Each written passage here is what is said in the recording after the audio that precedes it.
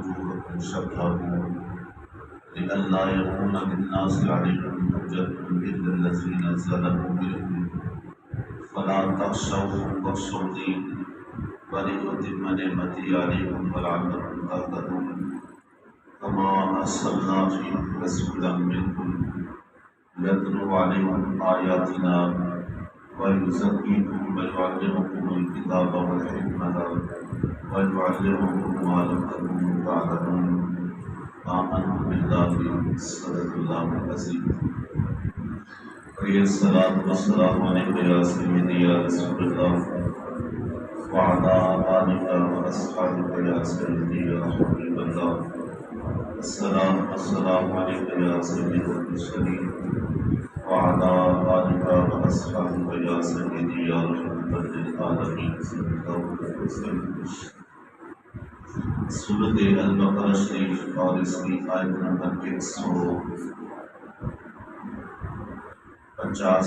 اور 151 150 اور 151 دوسرا پارہ اور اس کا دوسرا رکوع ہے۔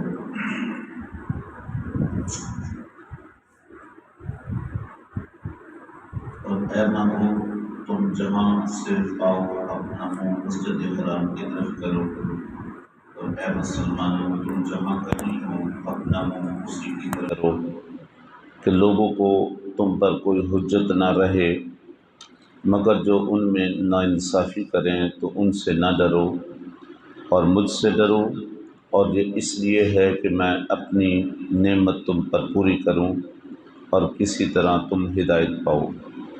جیسا ہم نے تم میں بھیجا ایک رسول تم میں سے کہ تم پر ہماری آیتیں تلاوت فرماتا ہے اور تمہیں پاک کرتا ہے اور کتاب اور پختہ علم سکھاتا ہے اور تمہیں وہ تعلیم فرماتا ہے کہ جس کا تمہیں علم نہ تھا۔ عزیزان محترم، ان دو آیات بینات میں بہت ساری چیزیں ذکر ہوئیں۔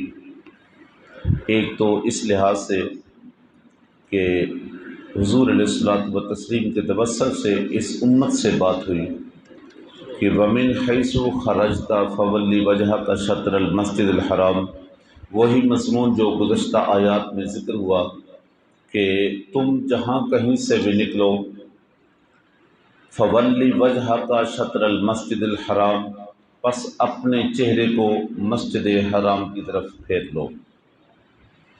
وَحَيْثُ مَا كُنْتُمْ فَوَلُّوا وُجُوهَكُمْ شَطْرَهُ، اور جہاں کہیں موجود ہو تم، جدھر بھی موجود ہوں، وہ دنیا کے جس خطے میں، کل بھی اس پہ بات ہوئی کہ چونکہ کعبہ شریف کی ہر طرف آبادی ہے، ہر طرف لوگ بس رہے ہیں، تو جدھر بھی تم رہتے ہوں، ظاہر ہے کوئی مشرق کی طرف رہتا ہے تو وہ اپنے چہرے کو مغرب کی طرف پھیرے گا چونکہ قبلہ اس طرف ہے، اور اگر کوئی مغرب کی طرف رہتا ہے تو وہ اپنے چہرے کو مشرق کی طرف پھیرے گا چونکہ قبلہ اس طرف ہے۔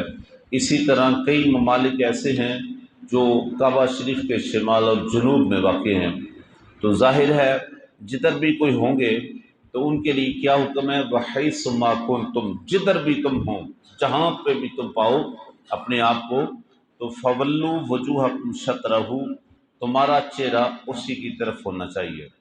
لِأَلَّا يَكُونَ لِلنَّاسِ عَلَيْكُمْ حُجَّةٌ، تاکہ تم پہ کوئی حجت نہ رہے، کوئی کسی قسم کا اعتراض نہ رہے، کوئی بات نہ کر سکے۔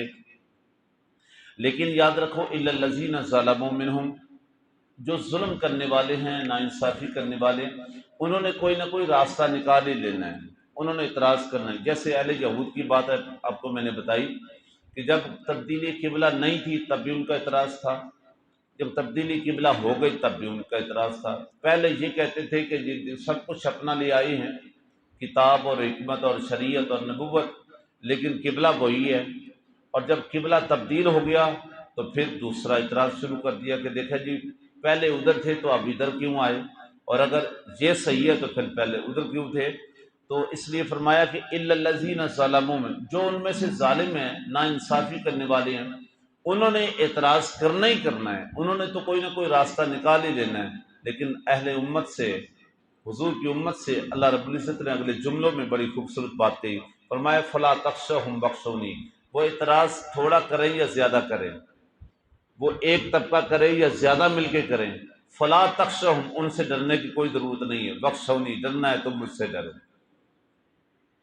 ان کے اعتراضات پہ ڈرنے کی ضرورت نہیں ہے، وہ کچھ بھی کہیں، جیسا بھی کہیں، چونکہ بندگی تو میں نے قبول کرنی ہے، تم ادھر تھے تو تب بھی میں قبول کرنے والا تھا، اور اگر تم اب اس قبلہ کی طرف ہو تو تب بھی قبول کرنے والا میں ہوں، رد کروں یا قبول کروں، رد کروں یا قبول کروں، یہ تو دائرہ اختیار میرا ہے۔ تو فلا تخشوہم، ان سے ڈرنے کی ضرورت نہیں ہے، وخشونی، پس مجھ سے ڈرو، وَلِأُتِمَّ نِعْمَتِي عَلَيْكُمْ، تاکہ میں تمہاری نعمتیں تم پر پوری کر دوں۔ یعنی مجھ سے ڈرو گے تو انعام سب سے بڑا کیا ہے؟ وَلِأُتِمَّ نِعْمَتِي عَلَيْكُمْ، تاکہ میں اپنی نعمتیں تم پر نچھاور کر دوں، تم پہ پوری کر دوں، وَلَعَلَّكُمْ تَهْتَدُونَ، تاکہ تم ہدایت پا جاؤ۔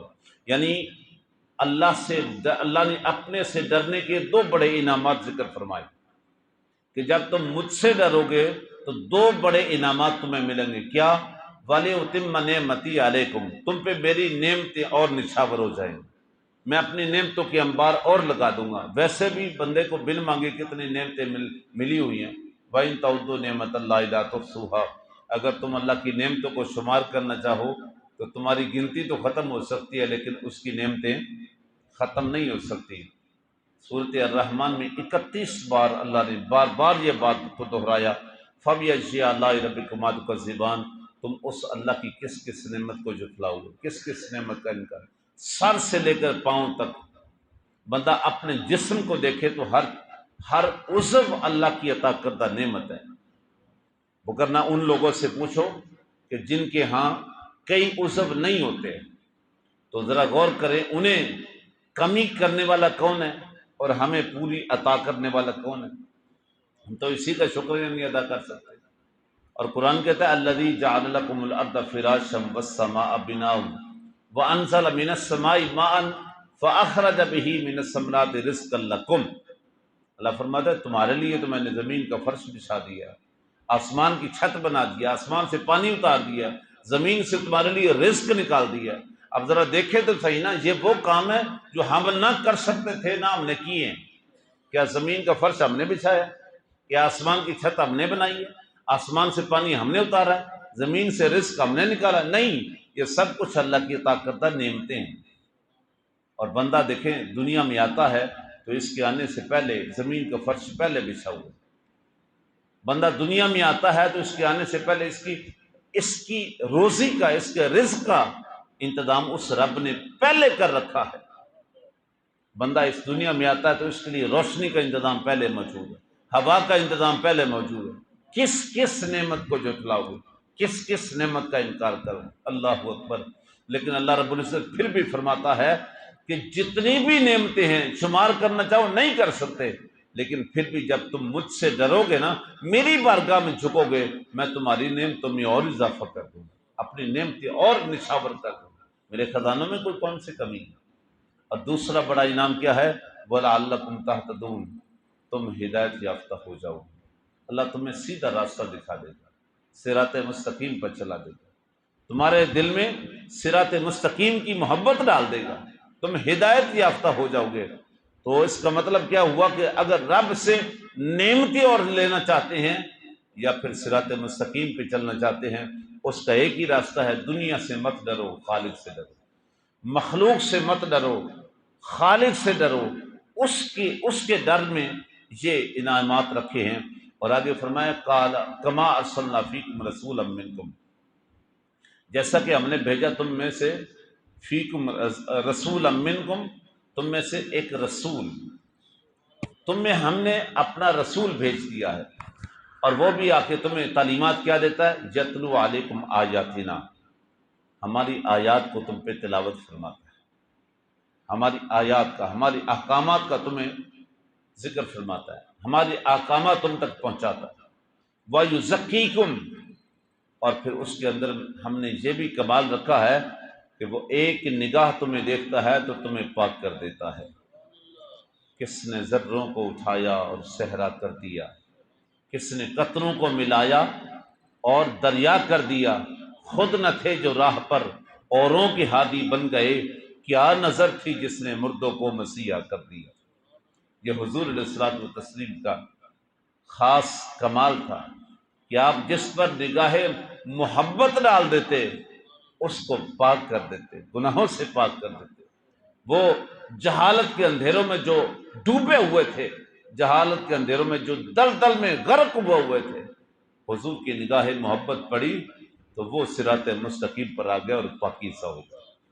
اللہ نے محبوب کی صفات کا ذکر فرمایا، کما ارسلنا فیکم رسولا منکم، جیسا کہ تم میں ہم نے رسول بھیجا، تم میں سے رسول بھیجا، یتلو علیکم آیاتنا، وہ ہماری آیات کو تم پہ تلاوت فرماتا ہے، وَيُزَكِّيكُمْ، اور تمہارا تزکیہ نفس کرتا ہے، تمہیں پاک کرتا ہے، وَيُعَلِّمُكُمُ الْكِتَابَ، اور تمہیں کتاب سکھاتا ہے۔ اللہ اکبر، تمہیں کتاب سکھاتا ہے۔ میں کہتا ہوں کتاب کتنی کمال ہے، اور وہ لوگ کتنے خوش نصیب ہیں جنہوں نے براہ راست حضور سے، امام الانبیاء سے اس کتاب کو سیکھا ہو۔ حضرت عمر رضی اللہ تعالیٰ عنہ کہتے ہیں میں نے 2.5 سال میں صرف ایک سورت حضور سے سیکھی۔ اللہ اکبر، 2.5 سال۔ تو جب حضور علیہ الصلوۃ والتسلیم نے اس کتاب کو سمجھایا ہوگا، اس کتاب کو بتایا ہوگا، اس کتاب کی تفصیلات ذکر کی ہوں گی، تو اس کا مقام کیا ہوگا، اور جنہوں نے حضور سے سیکھا ہے پھر ان کا مقام کیا ہے۔ یہ جو اصحاب صفہ ہے نا، یہ وہ مدرسہ ہے کہ جس میں حضور تعلیمات فرماتے تھے اور صحابہ کرام وہاں سے تعلیمات لیتے تھے۔ صحابہ کرام حضور سے قرآن سیکھتے تھے، تعلیمات سیکھتے تھے، دین سیکھتے تھے۔ وَيُعَلِّمُكُمُ الْكِتَابَ، اور تمہیں وہ کتاب سکھاتا ہے، وَالْحِکْمَةَ، اور حکمت، دانشمند، فہم و فراست۔ صرف کتاب نہیں، جو کہیے اس کے اندر اشارہ اس طرف بھی ہے کہ تمہیں محبوب دین بھی سکھاتے تھے، دنیا بھی سکھاتے تھے، تمہیں دین پر چلنا بھی سکھاتے تھے، دنیا میں جینا بھی سکھاتے تھے، اخلاقیات، معاشرتی زندگی، یہ بھی حضور علیہ الصلوۃ والتسلیم سکھاتے تھے۔ آج بدقسمتی یہ ہے کہ ہم نے وہ تعلیمات چھوڑ دی، ہم نے دین سے دوری اختیار کر لی ہے۔ اور یاد رکھیے آج جتنا بھی وبال ہے نا اس دنیا کے اندر، جتنی بھی پریشانی ہے، اس میں سب سے بڑا فیکٹر جو ہے، سب سے بڑی جو اہم چیز ہے کہ اتنے مسائل کے اندر ہم کیوں گھیرے گئے، اس کی وجہ یہ ہے کہ ہم دین سے دور ہو چکے ہیں۔ آج ہماری خوشیوں کا ماحول ہو یا غمیوں کا ماحول ہو، آج ہمارے گھاٹے کا معاملہ ہو یا نفع کا معاملہ ہو، اس کے اندر ہم کتنی چیزیں وہ ڈال دی ہیں ہم نے کہ جس کا اسلام سے تعلق ہی نہیں، جس کا دین سے تعلق ہی نہیں، اور پھر کہا جاتا ہے کوئی بات نہیں، اے جی خوشی کا موقع سے پھر یہ ہو گیا وہ ہو گیا۔ تو دین سے دوری جو ہے، جو ہمارے مسائل کی اصل جڑ ہے، جتنا دین کے قریب آتے جائیں گے اتنا آپ کے لیے زندگی آسان ہوتی چلی جائے گی، اتنا زندگی کے اندر سکون آتا چلا جائے گا۔ وجہ یہ ہے کہ آج ہم دین سے دور ہوتے چلے جا رہے ہیں۔ اور کیا خوب تھا کہا کسی نے کہ وہ معزز تھے زمانے میں حامل قرآن ہو کر، ہم خوار ہوئے تارک قرآن ہو کر، یعنی جنہوں نے قرآن کی تعلیمات کو اپنایا پھر وہ زمانے کے معزز تھے، زمانے کے اندر وہ عزت دار تھے، اور ہم خوار کیوں ہیں کہ تارک قرآن ہو کر۔ آج صبح نا ایک چھوٹی سی پوسٹ میری نظر سے گزری کہ اس میں بڑا ایک پیغام تھا، وہ ایک طرف واٹس ایپ یہ جو موبائل پہ نہیں تھا وہ بنا ہوا تھا، اور دوسری طرف قرآن بنا ہوا تھا، تو لکھا ہوا تھا لاسٹ سین، 1 منٹ پہلے واٹس ایپ، اور لاسٹ سین 1 سال پہلے قرآن۔ مطلب ہر منٹ بعد، چند لمحے بعد ہم یہ تو دیکھ رہے ہیں کہ واٹس ایپ پہ کس کا میسج آیا، اور جو قرآن کا میسج رب کا اس بندے کے پاس آیا ہے، اس کو عرصہ ہو گیا دیکھے ہوئے۔ اس کی پرواہ ہی نہیں کی کہ میرے رب نے، ایک دوست نے جو پیغام دیا ہے اس کو تو ہم بار بار دیکھ رہے ہیں، بار بار پڑھ رہے ہیں، بار بار اس کا جواب بھی دے رہے ہیں، لیکن جو رب نے اپنے بندے کو پیغام دے دیا ہے اس کو بھی تو کبھی سمجھے نا، اس کو بھی تو کبھی دیکھے نا، اس کو بھی تو روز دیکھے نا کہ میرے رب نے مجھے کیا فرمایا۔ تو وَيُعَلِّمُكُمُ الْكِتَابَ وَالْحِكْمَةَ، وہ تمہیں کتاب کی تعلیمات دیتے ہیں اور حکمت۔ وَيُعَلِّمُكُم مَّا لَمْ تَكُونُوا تَعْلَمُونَ، اور تمہیں وہ سکھاتے ہیں جو تم نہیں جانتے۔ اللہ اکبر، بڑی بات، یعنی تمہیں وہ تعلیمات بارگاہ رسالت سے ملتی ہیں جو تمہیں خبر نہیں ہے، میرا رسول تمہیں سکھاتا ہے۔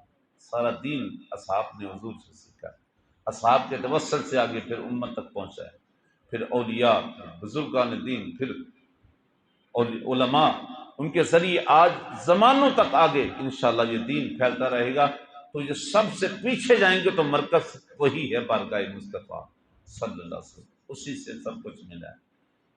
اللہ اکبر۔ تو ان آیات بینات میں خاص طور پہ جو ذکر ہوا وہ یہ ہے کہ اللہ رب العزت نے فرمایا کہ تم جہاں کہیں بھی ہوں اپنے چہروں کو مسجد حرام کی طرف، اس قبلہ کی طرف پھیر کے رکھو، اور اللہ فرماتا ہے کہ تم اعتراض کرنے والوں سے نہ ڈرو، وخشونی، مجھ سے ڈرو، تمہیں ہدایت مل جائے گی، تمہیں نعمتوں میں اضافہ مل جائے گا۔ اور میرا رسول وہ ہے کہ جو تم میں تشریف لایا، وہ تمہیں کتاب بھی سکھاتا ہے، حکمت بھی سکھاتا ہے، وہ کچھ تمہیں تعلیمات دیتا ہے جو تم پہلے نہیں جانتے تھے۔ اللہ رب العزت آج کی میری اور آپ کی حاضر قبول فرمائے، آمین، صلی اللہ علیہ وسلم۔ الصلاۃ والسلام علیک یا سیدی یا